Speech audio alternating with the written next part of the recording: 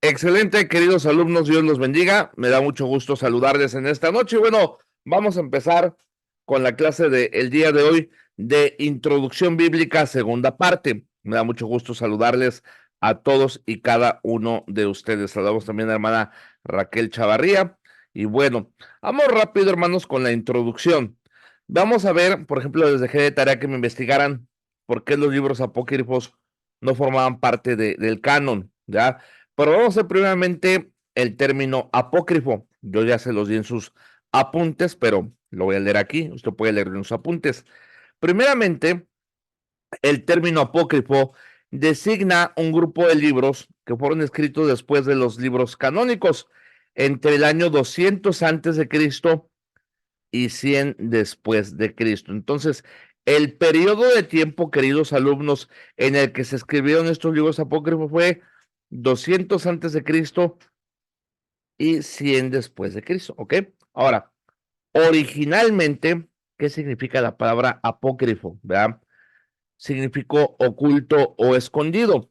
Se usó desde el siglo V de nuestra era, cuando Jerónimo estableció que otros libros, aparte del canon, deberían ser colocados aparte. Ahorita vamos a ver las razones por las cuales no entraron. Muchas de ellas ya los investigaron, ¿ok? Pero ¿cuáles son? Por ejemplo, muchos son de gran valor, ¿verdad? Pero histórico, no doctrinal ni nada de eso. Pero, por ejemplo, de entre los que está Primera y Segunda de Esdras, Baruch con la Epístola de Jeremías, Tobías, el Cántico de los Tres Jóvenes Hebreos, el libro de Judith, el libro de Susana, el resto de Esther, Bel y el Dragón, Sabiduría de Salomón, la oración de Manasés, Eclesiástico y Macabeos. Recuerda, hermanos, que entre el periodo de Malaquías y Mateo hubo 400 años de silencio, pero en ese periodo se levantaron los macabeos, que fueron libertadores judíos, y en esos libros viene la historia de ellos, cómo se levantaron en armas. De hecho, se tiene que entender el contexto, y por eso muchas veces pensamos, bueno, ¿por qué los judíos fueron así con Jesús? Bueno, porque los judíos, hermanos, esperaban un libertador religioso, o sea, un guerrillero. Cuando Cristo vino, ellos pensaban, bueno, se va a levantar contra el gobierno romano y nos va a liberar del gobierno romano a través de las armas. Y es por eso que ellos tenían puesta la esperanza en Jesús, pero que los libertara a través de hacer un golpe de estado contra Roma, cosa que obviamente Jesús no iba a hacer, porque ese no era el plan de Jesús. Pero ellos esperaban eso, levantarse en armas contra los romanos. ¿Por qué? Porque los romanos eran tiranos, eran malos, eran duros. Por ejemplo, tenían leyes como la de la milla. ¿Por qué creen que cuando Cristo les predicó, si alguno te pide ir una milla, ve con el dos? ¿De qué trataba eso de la milla? Un soldado romano, hermanos, llevaba su costal con sus armas, con sus cosas de militar, y normalmente pesaba como 50 kilos. Pero por ley, si un ciudadano romano, un soldado romano, veía que iba un judío, el judío tenía la obligación de que si el soldado romano le decía, ven para acá, el judío tenía que dejar de hacer todo lo que estaba haciendo y estar a las órdenes del soldado romano. Y el soldado romano le decía, bueno, lleva mi carga una milla. ¿Cuánto es una milla, hermanos? Más o menos kilómetro y medio. Imagínense, hermanos, si de repente cargar un garrafón de 20 kilos un ratito nos pesa, imagínate por kilómetro y medio cargar 50 kilos. Era desgastante y por eso los aborrecían. Cobraban exagerados impuestos. El gobierno romano, le voy a explicar un poquito del contexto histórico para que me entienda. El gobierno romano no podían dedicarse a cobrar impuestos y a pelear. Entonces lo que ellos hacían, hermanos, nombraban a los publicanos, a los cobradores de impuestos, de entre la misma gente. Le voy a poner un ejemplo. Supongamos que Estados Unidos nos conquista, ¿verdad? Nos gobierna. Y nosotros debemos de pagarle un impuesto a Estados Unidos, cada mexicano. Supongamos que el gobierno de Estados Unidos dice, bueno, cada mexicano va a pagar cada año a Estados Unidos $100, cada mexicano como impuesto. Pero el gobierno de Estados Unidos no iba a tener el tiempo de cobrarlo. Entonces el gobierno americano designaba mexicanos que cobraban impuesto a los mexicanos. Entonces, ser un publicano era ser considerado un traidor a la patria. Pero aparte, ¿qué hacían estos tremendos publicanos? Los publicanos decían, bueno, a mí, yo le tengo que dar $100 a Estados Unidos, ¿verdad? En el ejemplo. Pero estos decían, no, yo no voy a cobrar 100, voy a cobrar 200. Y los publicanos pues no iban solos, normalmente iban casa por casa acompañados de soldados romanos. Entonces el soldado romano llegaba, tocaba, decía el publicano, bueno, tu impuesto. Ok, aquí están mis $100. No, no, no, no, me vas a pagar 200. ¿Pero por qué? Si el gobierno me cobra 100. No, pero yo te estoy cobrando 200. ¿Me los pagas o te mato? Entonces eso hacía que la gente se enojara. Era lo que pasa. ¿Por qué creen que odiaban tanto a Saqueo, el chaparrito? Él era cobrador de impuestos y a pesar de estar corto de estatura, era bien mañosillo, ¿verdad? Bien tramposillo. Saqueo era ratero. Por eso cuando él se convirtió, lo primero que dijo, si en algo he defraudado, lo devuelvo. Entonces los judíos estaban bien enojados, hermanos, por todo el látigo opresor de Roma. Con eso en mente se levantan muchos guerrilleros como los macabeos. De hecho, en aquellas épocas de Jesús se levantaron también los celotes, no eloteros, o sea, no, los celotes eran un grupo paramilitar levantados contra los romanos. Se cuentan, hermanos, que al final, hermanos, los judíos se levantaron contra los romanos, sí se rebelaron.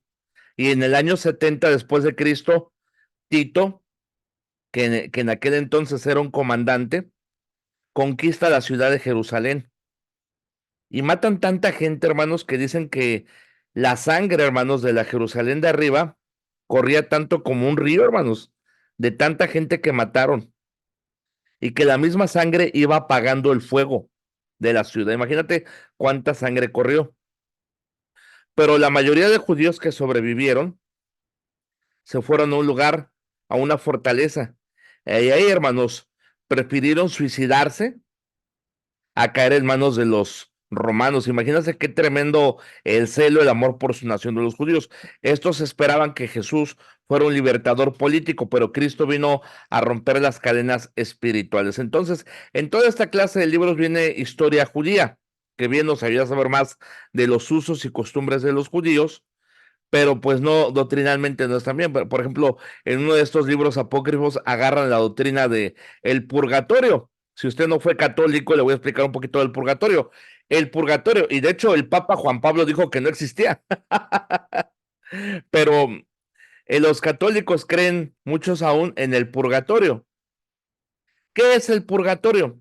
El purgatorio es un lugar donde vas cuando no eres ni muy bueno ni muy malo. Según el catolicismo romano, cuando eres muy, muy bueno, que haces muchas buenas obras, te vas directo al cielo. Y cuando eres muy, muy malo, te vas al infierno. Pero cuando eres ni muy malo ni muy bueno, sino que más o menos medio te portaste, pues bueno, no puedes ir al cielo, pero tampoco al infierno. Y ahí entra el negocio del catolicismo, entra el purgatorio. ¿Qué es el purgatorio? Un lugar donde van las almas que no se portaron ni mal ni bien, sino regular. Y usted, hermano, güey, ¿cómo sale un alma del purgatorio? Según la doctrina católica, entre más misas le pagues a la iglesia, el sacerdote va a rezar y más rápido sale del purgatorio. ¿Cómo lo sabe, hermano Hugo? Porque mi abuela pagó muchas misas para sacar a mi abuelo Ángel del purgatorio. Esa era su esperanza. Yo iba muy seguido a misa con mi abuelita Ernestina, allá en Puebla, y íbamos cada semana a misa y se iba a confesar y me da risa porque me daba una moneda había cajitas donde podías echar monedas a los santos y decía, échale una moneda al santo. Y dije, no, mejor le voy a echar al santo Hugo, ¿verdad? Mejor unas papitas y un jugo, ¿verdad? Nunca le eché a los santos, ¿verdad? Pero mi abuela pagó muchas misas para sacar a mi abuelo del purgatorio. Y los católicos toman como base algo que viene ahí en Macabeos sobre el purgatorio, ¿verdad? Pero con eso en mente, vamos a ver la historia de los apócrifos, ¿ok? Estamos viendo rápidamente qué significa el término apócrifo. Significa oculto o escondido. Fueron escritos entre el año 200 antes de Cristo y 100 después de Cristo, ¿ok?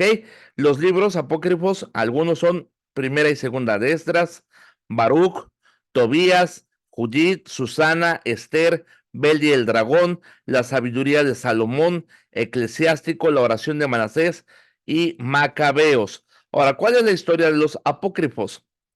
El valor y categoría de los apócrifos han sido materia de debate por largo tiempo, pero los judíos nunca los reconocieron como inspirados por Dios. Fueron incluidos en las copias posteriores a la Septuaginta, que fue la traducción del hebreo al griego para el Antiguo Testamento, y apreciados por los primeros cristianos. Sin embargo, el Nuevo Testamento omite sistemáticamente cualquier referencia o cita directa de los apócrifos, aunque sin duda los escritores del Nuevo Testamento sabían y estaban familiarizados con ellos. Ojo, no es que los escritores del Nuevo Testamento no supieran que existían, sí sabían de su existencia, pero nunca los citaron porque no los tomaban como parte de la palabra de Dios. Un ejemplo, supongamos, hermanos, que esta gente, a los escritores del Nuevo Testamento, como fuente de consulta, por ejemplo, Pablo usaba el libro de Salmos, el libro de Proverbios. Pablo el apóstol usaba mucho esos libros, pero no vamos a comparar el libro de Salmos o de Proverbios con un periódico, ¿verdad? O con un almanaque. Era lo que pasaba. Pablo sabía, por ejemplo, que los apócrifos existían, pero no los iba a citar como palabra de Dios, porque para Pablo no eran palabra de Dios, eran un material histórico, pero no como para citarlo en la palabra de Dios. Lo mismo ocurre con Santiago, con Pedro, con todos los escritores del Nuevo Testamento. Ellos sabían de la existencia de los apócrifos, pero simplemente no los citaban porque no los consideraban algo digno de citar, algo a la altura de la palabra de Dios. Qué tremendo. Y ahorita le voy a dar unas razones, y vienen ahí en sus apuntes si quiere verlo, de razones de peso para rechazar cualquier pretensión de inspiración de los apócrifos, ¿ok? Aquí hay unas razones de peso para que usted las vea en sus apuntes, como se va a venir en el video, ¿ok? No se preocupe de por qué no los aceptaban como inspirados. Inciso A. Los judíos no lo reconocieron como palabra de Dios. Tiene usted que entender que esa porción de la palabra de Dios, el Antiguo Testamento, le fue confiado al pueblo judío. Más adelante vamos a ver cómo escribían la palabra de Dios, en qué material, qué hacían. Hermanos, para escribir, solo para escribir el nombre de Dios, el nombre de Jehová, se tenían que dar un baño ritual.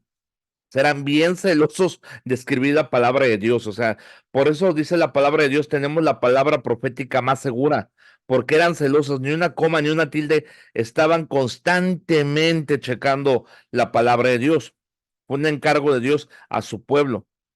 Dice en Romanos, ¿de qué pues sirve ser judío? Mucho. ¿En qué aspecto? En que les ha sido confiada la palabra de Dios. ¿De qué palabra de Dios estamos hablando? De la parte del Antiguo Testamento. Vemos que el Nuevo Testamento ya lo desarrolla la iglesia local. ¿Ok?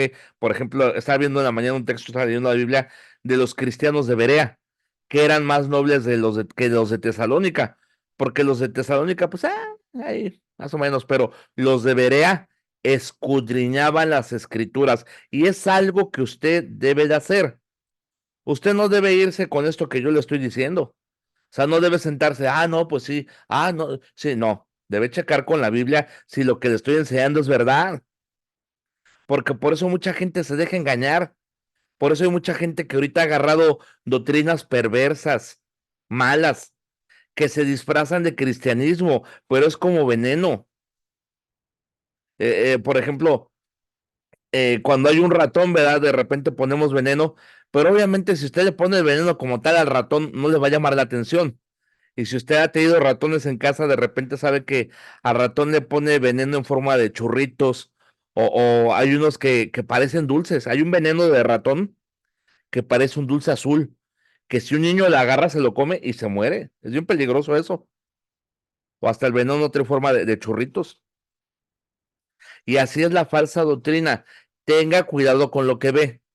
Yo no le estoy diciendo, o sea, yo no soy un dictador, yo no soy un tirano, yo no le voy a prohibir que vea algo, pero lo que yo sí le estoy diciendo es que cada que vea algo, cheque si viene en la Biblia o no.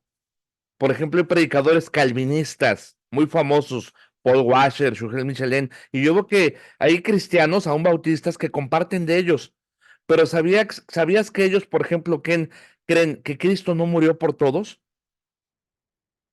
Cuando la Biblia está llena, llena, llena de textos que dicen que Cristo sí murió por todos. Cuando exaltan más a un teólogo que a Dios mismo, cuando la palabra de Dios dice, no a nosotros, oh Jehová, no a nosotros, sino a tu nombre da gloria.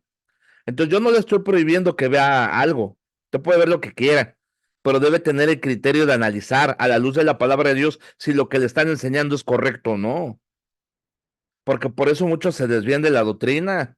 Ya hay muchos que ya andan agarrando doctrina pentecostés, doctrina calvinista, doctrina perversa, doctrina mala. Debemos pararnos por la sana doctrina, debemos pararnos por lo correcto, debemos enseñar lo correcto y parte de enseñar lo correcto es analizar. ¿Ok? Tampoco le estoy diciendo, ay, no vea nada, no oiga nada. No, pues ¿cómo vas a saber diferenciar? Le voy a poner un ejemplo. A las cajeras de los bancos, cuando las entrenan, les ponen a tentar billetes falsos y verdaderos. Les dan un bonchecito de dinero falso en el banco y dinero verdadero. Y las dejan que lo estén tentando. A tal punto que llega un momento en que la cajera, con solo deslizar su dedo, no necesita meter uno en la lámpara, no necesita ponerle plumón. La cajera, con solo deslizar su dedo, sabe si el billete es falso o no. No, el hermano Hugo no le va a prohibir y no soy nadie para prohibirle que vea cosas, no. Vea lo que tenga que ver, analícelo. Pero si usted lo analiza realmente, se va a dar cuenta de la falsa doctrina. Por eso, hermanos, es necesario checar y analizar la palabra de Dios. A ver, este predicador me gusta lo que dice, pero ¿es bíblico lo que dice? ¿Es correcto? Toma lo bueno, desecha lo malo. Pero si ese predicador favorito que tú tienes, de repente lo analizas, ve, y ¿sabe qué pasa, hermanos? Que estos predicadores mezclan verdades con mentiras. ¿Y sabe qué pasa? Que una media verdad es una completa mentira, ¿ok? Porque no le estoy diciendo que digan cosas malas, no, dicen cosas buenas, pero de entre las cosas buenas meten su veneno. Por eso debe usted tener la sabiduría, la guía del Espíritu Santo. Por eso le estoy diciendo, no se vaya con lo que yo le digo. No quiero seguidores de Hugo Martínez o de Miriam Hidalgo o de Santos, Pastor Santos o de Pastor Iván. No, no queremos seguidores. ¿Ok? No, no quiero que me sigan a mí o que hagan lo que yo le digo. Quiero que usted analice lo que le estoy enseñando a la luz de la palabra de Dios. Y si es correcto, gloria a Dios. Pero si no es correcto, oiga, hermano, esto que me está enseñando no es bíblico. No tiene base bíblica. Debe usted tener, para eso es el colegio bíblico, para tener el discernimiento de saber qué es correcto y qué no es lo correcto. ¿Ok? Vemos primeramente que los judíos no lo reconocieron como la palabra de Dios. Sabían que existían, sabían que estaban ahí, pero obviamente no era algo correcto, por eso no los metieron. Pero ve, tienen muchas inexactitudes históricas y errores de hechos. Muchas veces, por ejemplo, Macabeos acaba diciendo, bueno, esto es lo que yo vi, pero pues si está bien, bien, y si no, también. Así acaba Macabeo diciendo, bueno, pues ay, no, no me crean mucho, no me hagan mucho caso. Tiene muchas inexactitudes históricas y errores de hechos. Por eso mismo los judíos no lo tomaban en cuenta, porque tenía muchas contradicciones. Pero ¿por qué los católicos lo metieron? Porque en esos libros venían falsas doctrinas como la del purgatorio que le acabo de contar. Inciso C, contiene enseñanzas opuestas a las otras escrituras, tales como la justificación del suicidio. El suicidio de ninguna manera es justificable, ¿ok? De ninguna manera es justificable. Ahora, hay muchos puntos de vista. Por ejemplo, usted sabe, le voy a poner un ejemplo, Saúl. Dice la palabra de Dios que Saúl se suicidó cuando vio que venía la guerra contra él y todo, que se le juntaron, se abalanzó sobre su espada. Pero cuenta un hombre que llegó con todo lo de David, que todavía estaba vivo, o sea, que después de aventarse sobre su espada, todavía estaba vivo y que el hombre lo degolló. ¿Será salva una persona que suicida? Es que, hermanos, el único que puede saber quién es salvo o no es Dios. Al menos yo no tengo la cualidad, hermanos, para decir quién sí es salvo o no. Ahora, la palabra de Dios nos dice, por sus frutos los conoceréis. Pero le pongo un ejemplo, Judas. ¿Se acuerdan, hermanos, cuando Cristo dijo, alguno de ustedes me va a entregar? Y nadie sospechó de Judas.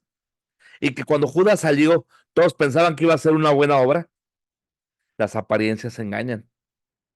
Yo no le puedo decir que una persona que se suicida haya sido salvo o no. De repente hay personas que sí reciben a Cristo en su corazón, pero que en un bache espiritual llegan a caer en una depresión que si no se atiende, muchos han tenido deseos de quitarse la vida. Tal vez en el grupo de hermanos que me están viendo ahorita, ha habido tal vez un hermano de ustedes o hermana que en algún momento de angustia, en algún momento de desesperación, ha querido terminar con su vida. No lo sabemos. Decía mi abuelita, solamente el que carga el morral sabe cuánto pesa.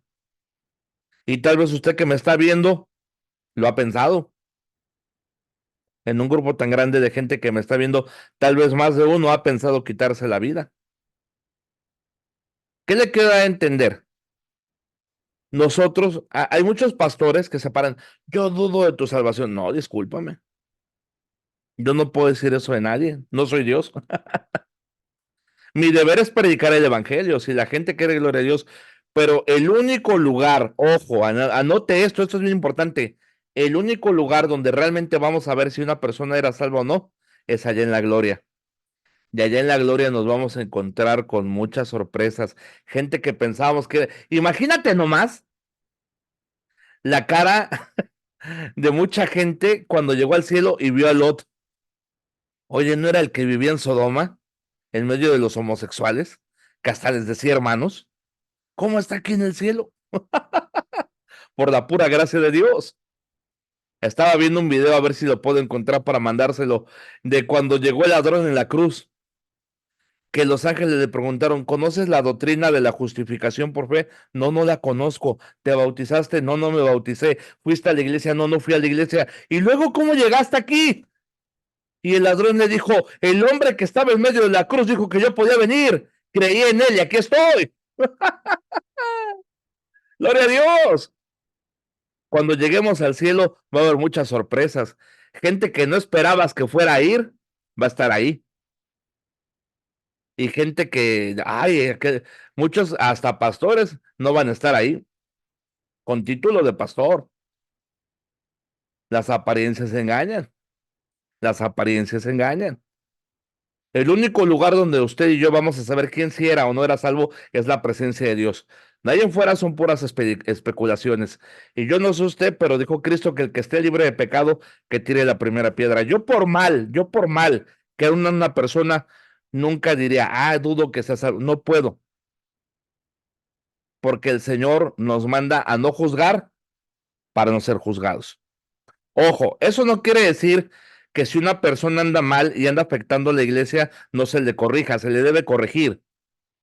Y dice la palabra de Dios que a los que persisten en pecar, corrígelos, ¿ok? Disciplínalos, siéntalos. Si tiene un ministerio y anda mal, siéntalo, quítale el ministerio, que se restaure. Pero no pongas en duda su salvación. Son cosas bien distintas. Eso no quiere decir que vamos a aplaudir el pecado, que vamos a apapachar el pecado, no. Pablo dijo, ese hombre anda con su madrastra, córranlo de la iglesia, porque anda en pecado, anda mal, anda blasfemando el nombre del Señor. Y luego en la siguiente carta dijo, restáurenle. Lo que le estoy diciendo, no es que no se corrige el pecado, no que no se exhorte, no que no se predique. Lo que le estoy diciendo que muchas veces, hermanos, tomamos el papel de Dios. Debemos ser instrumentos, hermanos de Dios, mas no tomar el papel de Dios. Fíjese qué interesante, porque a veces nos volvemos muy juiciosos. No, si vamos a predicar, sí, pero en amor. Si vamos a exhortar, sí, pero en amor. Aun si una persona, hermano, en el amor de Cristo, yo veo, por ejemplo, un ejemplo. Usted es líder de una iglesia y de repente ve a su maestro de escuela dominical y va pasando por la calle y lo ve con una cerveza. Dice, hermano, me da mucha pena pero ya van varios hermanos que lo ven tomando y eso no es agradable a Dios, no es de buen testimonio. Le voy a pedir, hermano, que me entregue su clase de escuela dominical hasta que se restaure. Vamos a orar, hermano, vamos a ayudarle, queremos ayudarle, no queremos desecharlo. Queremos ayudar. Yo sé que tal vez tenga usted tentación por tomar, tentación por lo malo. Vamos a ayudarle. Pero al momento no puede dar clase porque no es de buen ejemplo, no es de buen testimonio. Pero quédese en la iglesia. Vamos a echarle ganas. Vamos a orar. Si la persona dice, no, no quiero, quiero seguir tomando, quiero. Ah, ok. Lo llevamos ante la iglesia. Y si no quiere cambiar, pues que el Señor le bendiga. Pero muchas veces, pastores o gente, por no correr a alguien, afectan a la iglesia. Debe usted tener el discernimiento espiritual para saber cuándo meter la disciplina y en el amor de Cristo. Y siempre decir, el día que usted quiera volver a la iglesia es bienvenido, pero debe estar dispuesto a cambiar. No que sea usted perfecto, pero debe estar dispuesto a cambiar. No sé si me están entendiendo, hermanos, este punto que estoy tocando. Espero que me estén entendiendo. Pero vemos, por ejemplo, la justificación del suicidio, oraciones ofrecidas por los muertos, sufragios de los difuntos, justificación del empleo de medios malos para obtener buenos fines. Tremendo. También superstición y magia como Tobías. Está tremendo, ¿eh? Cristo y los apóstoles no citaron nada de los apócrifos. Eso es interesante. Cristo nunca los citó. Es concluyente que los autores del Nuevo Testamento, que citaron muchas veces, nunca hicieron mención de los libros apócrifos. Hasta aquí, queridos alumnos, ¿vamos bien? Contésteme con un amén o con un sí para saber si están prestando atención. ¿Hasta aquí vamos bien? Saludamos mientras a mi hermano Miguel González, a la hermana Elizabeth, a la hermana Raquel, Dios les bendiga. A ver, vamos a ver si están aquí, perfecto. A mi tío Oscar, Dios le bendiga. Contésteme, hermanos. Hasta aquí vamos bien. Espero que vayamos bien, ¿ok? Ok. Ahí nada más pongan amén, contéstenle, hermanos, escríbanle. Quiero saber que sí están entendiendo ahí la clase. No me gustaría estar hablando como loco y que no estén prestando atención. ¿Ok? Vamos a hacer un repaso. Primeramente, estamos viendo el término apócrifo.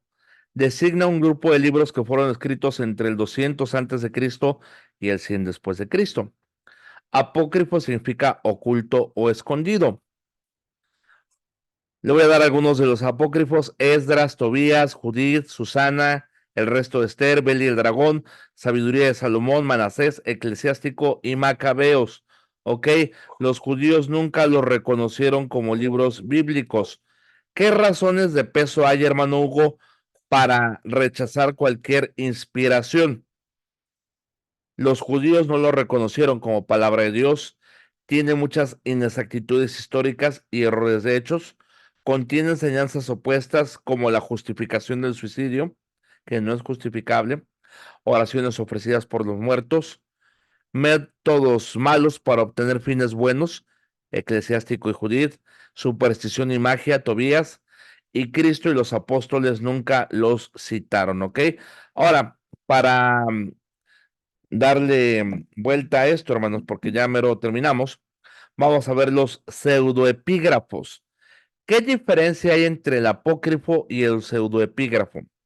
Primeramente, este nombre se aplica a ciertos libros que datan más o menos de la misma fecha de los apócrifos, pero se distinguen de ellos en que pretenden haber sido escritos por autores conocidos en la antigüedad. El nombre pseudoepígrafo significa falsos escritos, y esto se relaciona a su pretensión de haber sido escritos en una fecha más antigua. Por ejemplo, ahorita voy a poner un ejemplo. La mayoría de estos libros son de carácter apocalíptico. Esto es, consisten en visiones y profecías de un futuro brillante para el pueblo judío.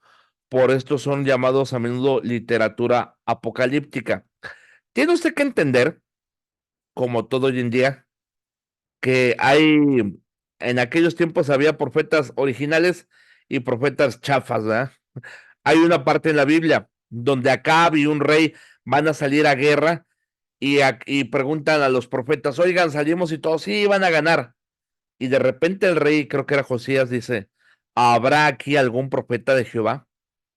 Y Acab dijo, aquí hay uno, pero yo le aborrezco porque nunca me profetiza para bien. Y el profeta dijo, no salgan porque van a perder. Y Acab dice, ya ves, te dije que nos iba a echar la sal, pero cuando yo vuelva te voy a castigar. Y el profeta le dijo, si tú vuelves en paz, Jehová no ha hablado por mí.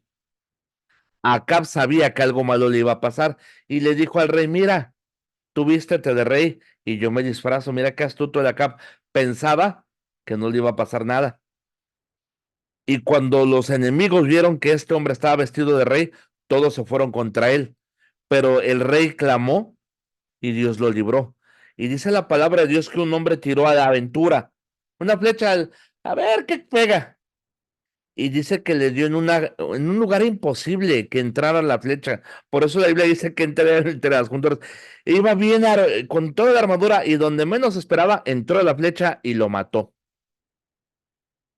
Había falsos profetas también. Por eso no es de extrañarse que hubiera falsos evangelios, que hubiera falsa literatura cristiana. ¿Ok? Ahora, ¿cuáles son los pseudoepígrafos? Con esto terminamos la clase de hoy, ¿ok? Vamos a hacer un repaso de los pseudoepígrafos. Son libros que significa falsos escritos, pretenden haber sido escritos por escritores más antiguos y son de carácter apocalíptico. Solo uno de ellos es citado en la Biblia, pero no fue incluido. Es el libro de Enoc, ¿ok?